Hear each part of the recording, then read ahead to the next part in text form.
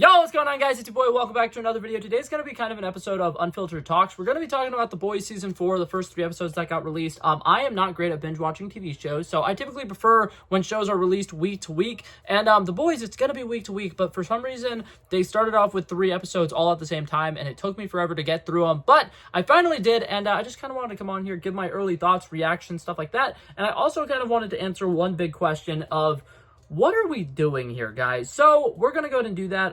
Let's go ahead and dive right into this. I am going to issue a spoiler warning before I get too far into this. If you haven't seen the first 3 episodes, they're up on Amazon Prime Video. By the time this video is uploaded, the next episode might already be out, to be honest, because I don't know when I'm posting this. But that being said, we're going to dive right into this. Okay, so right off the bat, I am going to go ahead and talk about some positives because, as per usual, I think that The Boys is absolutely killing it. I think that it's continuing to stay on pace with the first 3 seasons in terms of the goriness has been through the roof. All of the, political stuff is, once again, on point. I think that they're doing an incredible job of parodying certain things. And I absolutely love just how absolutely meta this movie is. Right off the bat, we already have some funny jokes coming in with, The Deep being on, some talk show and talking about his ex-wife, and it basically, parodying, Amber Heard and some of the crazy shit that she did. That stuff's kind of funny to me. I think the fact that the boys, the 7 still don't have 7 people is also absolutely hilarious, and I'm glad that they aren't even, trying to immediately shoehorn people into it, because why would they do that? And overall, I'm just having a really good time with everything that they're setting up here. I think the fact that, there's going to be a lot of political tension by the end of this season is very interesting to me. The whole, Starlighters versus, I don't even know what they're calling what are they calling them? Do they have a name for the Homelander fans? Are they just called, VOT supporters or something? I don't know. But that being said, the Starlighters versus the other people, I think that that's a fun little through line. I really do think that something is going to happen, and Homelander more than likely is going to snap at one of these events and just kill a bunch of the Starlighters. That being said, it hasn't happened yet. I kind of feel like it's definitely setting something up for, he's either going to do that or he's going to kill one of the 7 live on stage, and everybody's going to see it, and everyone's going to know, oh shit, Homelander's kind of insane a little bit. But that being said, I think that this series is kind of at a very interesting point. We're going on to season 4, and they still just have the same main one villain, and they still have, okay, here's our good guys, and why are they the good guys? Because they're the ones we're focused on. Something that I've always thought was interesting about The Boys is even the protagonists are kind of really shitty people, and in this season, they are kind of hammering down on that even a little bit more.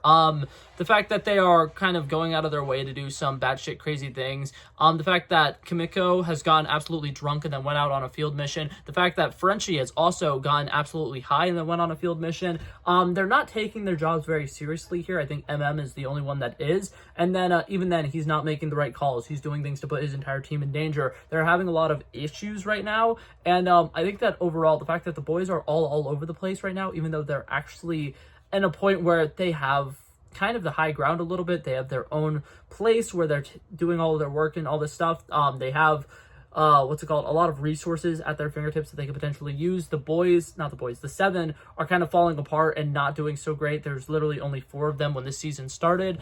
And it's really interesting to me, though, how even though the boys should kind of be at a good point right now, they're not at all. And it's interesting, but at the same time, it kind of gets to what my big question was, which is, what are we doing here? It kind of, for the most part, feels like we're just retreading a lot of things that we've already gone over in this show. Like I said, I'm a big fan of The Boys. I think that so far they've done fantastic with all 4 seasons. Everything that they've done to this point has been great. But Kimiko's story that she's going through right now kind of seems like they're just going to be going over stuff that we've already been through in the last couple of seasons with her, and it's kind of disappointing to me because we finally have a point where she was at a really good point with her character.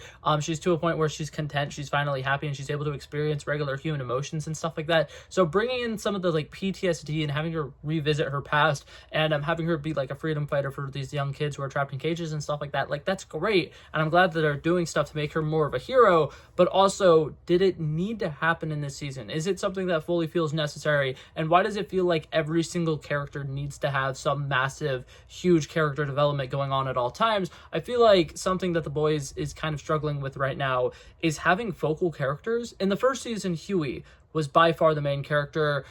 Second season, I think it switched a little bit more to Butcher definitely being the main character, and his entire storyline and through line with him potentially having a son that he didn't know about, and all of the stuff with like his wife being alive and stuff like that. Really cool stuff, very interesting stuff, but also this season, they don't seem to really know who their main character is. As far as I'm concerned, a lot of the stuff going on with Frenchie would imply that, you know, he's one of the main important people of The Boys and they want to focus on him a little bit. But then they're also doing so much stuff with Kimiko, and they're doing so much stuff with Starlight individually and Mother's Milk, and Butcher has his own side quest and everything that's going on. And it's weird because for the first time ever, even though all of the boys are together, they're as separated as possible. And I think that that is so weird, and I'm hoping that they kind of like fix that, because as of right now, all 5 of them have their own little subplot that's going on. And aside from the fact that like Kimiko just happened to take Frenchie with them whenever they went on their little mission that they did, almost none of them are connecting, and I'm very thrown off by that. I really want to know why that is, because I feel like if it's something that doesn't get addressed at all at some point in the next 2 episodes, I'm gonna be a little thrown off by the fact that like the boys haven't been fully together since like the opening sequence when they're doing their weird little co-op mission, and then Homelander shows up and kind of throws everything off the rails. So it's like, what is happening? Why is it all discombobulated? I don't know. It's bothering me. But there's that stuff. Homelander is kind of being just typical Homelander, which, like, it's okay. I don't think I could ever get enough of him as a villain. I think that he's fantastic. I think that Anthony Starr's portrayal of him is absolutely incredible. But all the other stuff that's kind of going on with the Seven, the fact that Homelander's kind of like, why do you guys never stand up to me? I mean, you guys, like, don't even try to question me. You guys are just, like, you know, lame or whatever. And he kind of is calling out the rest of the boys for being cowards.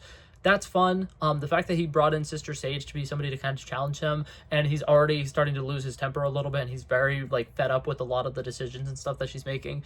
Very interesting. I feel like there's going to be a lot of turmoil with that, and I will not be surprised if at some point, like I mentioned earlier, I think that Homelander might potentially kill one of the Seven in live, like in person or whatever. I would not be surprised if it ends up being Sister Sage. Like, as much as I do think that at the moment she's smart enough to understand, like, he needs me right now, so I can continue talking down to him, and he's gonna have to just kind of take it because he needs her. But I'm a little concerned that there's gonna be a point where he doesn't need her anymore and he just decides to kill her, because as we learned in the most recent episode, he does not have patience anymore. Somebody is confessing about, you know, something that's going on with the security side of things, and like, oh, there's a security breach, oh, this thing might have potentially happened, and she probably is gonna out either the person who actually did it, or kind of like be like, you know, by the way, members of the Seven can do whatever they want, right? And instead Homelander killed her before she could finish her sentence. And so I wouldn't be surprised if, you know, at some point Sister Sage is kind of going on about something and Homelander just gets the idea of, oh, I don't need her anymore, and he'll just kill her. Wouldn't be surprised if that happens. Black Noir not shutting up at all. I'm loving it. His entire character is absolutely hilarious. And I have a feeling that he's not going to die, because I feel like if they were going to kill him off, they would have done it already. I think that Homelander is just kind of going to suck it up and accept that this is the new Black Noir and he can't do anything about it.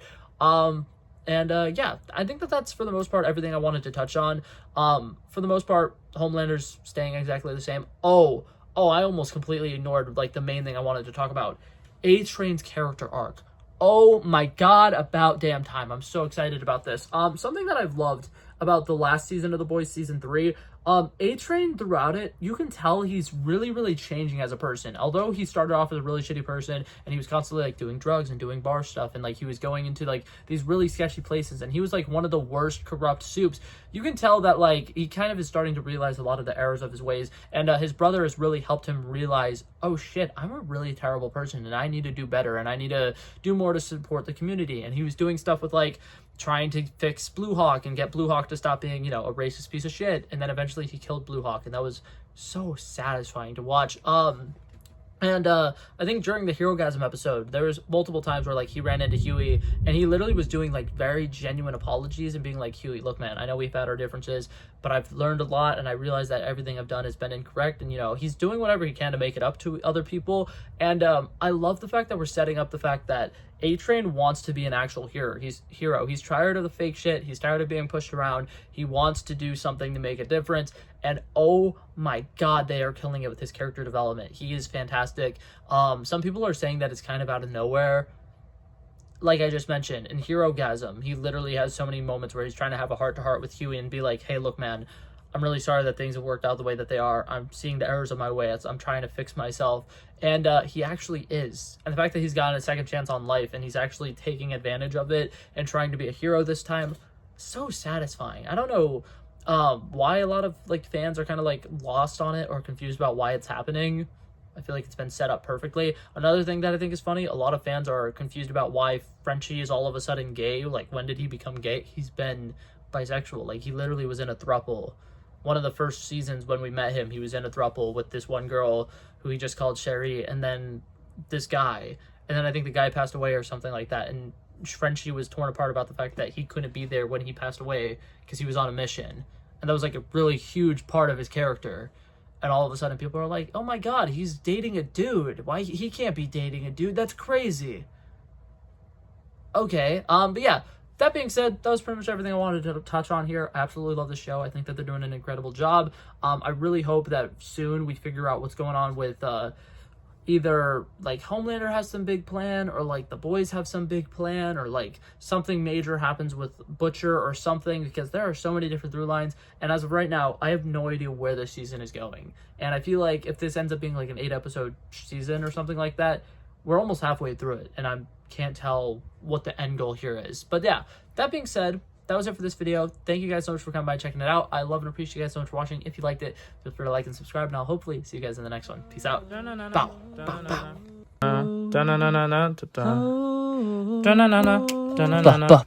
Back at it again, but that's a relevant flow. So smooth, they calling me Mr. Elegant. Like an elephant, I got a long nose. Like a president, I've got a few hoes. Swift with a stutter, I'm smooth like butter. Don't see it coming when I slip undercover. Like a big dog, but I don't bite.